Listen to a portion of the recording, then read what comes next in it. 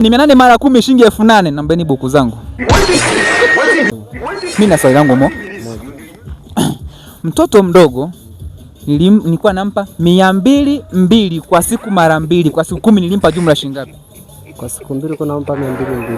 Kwa siku 10 kuna nampa kama 2000. Twende. Mtoto mdogo nilikuwa nampa 200 kwa siku mara 2 kwa siku 10 nilimpa shilingi ngapi?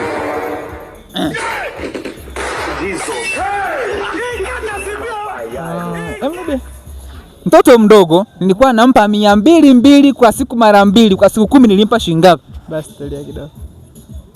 Pam pam pam pam pam pam pam pam. Wewe. Anasema shilingi 2000. 200 kwa siku mara 2 maana yake shilingi 400. Sawa? 200 400 kwa siku mara 2 800. 800 mara 10 shilingi 8000. Nambeni buku zangu.